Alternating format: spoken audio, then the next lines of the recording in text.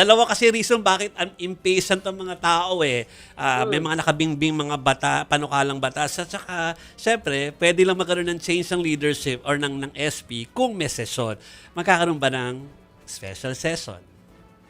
Yan naman ay depende sa ibibigay na official request ng pamunuan ni Acting Senate President Sherwin Gatchalian.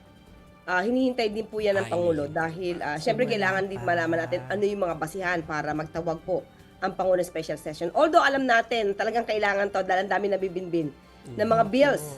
Ang gusto po kasi talaga ng Pangulo, sana bago matapos ang June ay matapos na rin po ang yung anti-political dynasty. Yes.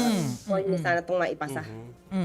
Kaso nangyayari po ito sa Senado, Yusek. Tapos ang mahirap po nito, bagamat malinaw na po yung statement ng Malacanang na ang nire-recognize nyo bilang acting Senate President ay si Senator Sherwin Gatchalian, naninindigan pa rin si Senador Alan Peter Cayetano. Hindi po siya, kumbaga, natitinag dun sa kanyang pwesto. So clearly, there's a gridlock dito po sa Senado. I mean, ano po yung nakikita natin na worst case scenario kapag hindi pa po ito nasolusyonan ng ating mga mambabatas?